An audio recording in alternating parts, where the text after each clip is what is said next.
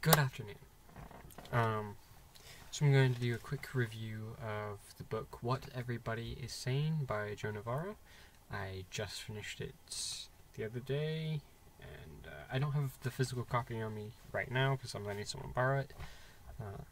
So I'm going to be doing this without referring to my notes that I made in the book.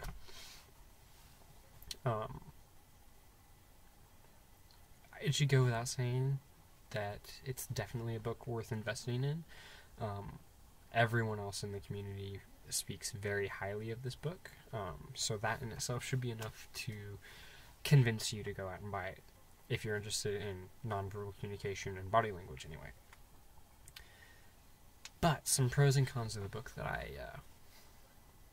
personally noticed. I'm going to start with the only real con that I can truly pick out of this book.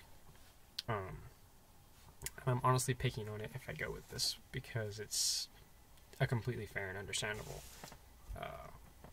problem.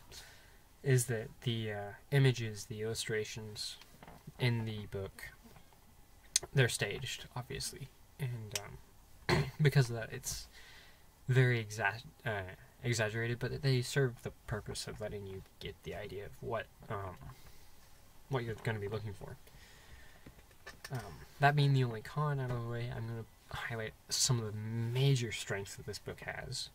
I'm actually going to start with something that I usually don't like in a book, is that this, it's a very specific book in a lot of ways.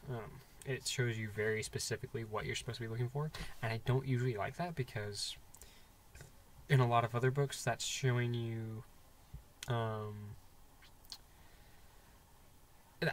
that shows you, that doesn't teach you deduction, it shows you what certain deductions mean in certain contexts, and it's very specific in other books. In this, even though he's specific about what to look for, he's also vague enough that he shows you,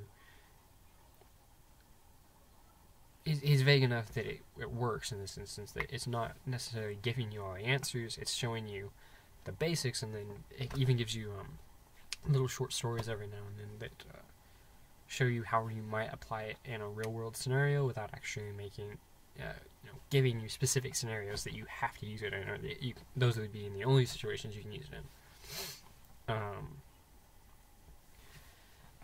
in.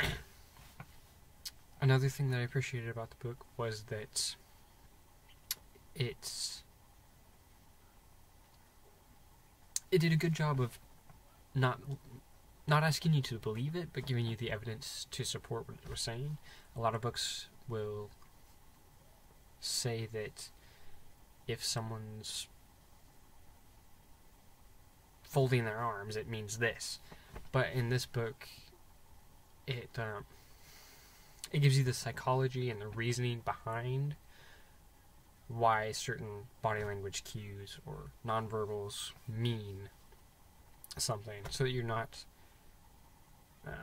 necessarily looking for any one specific thing. You're looking for the reasoning behind it, which is a very good approach to this kind of thing.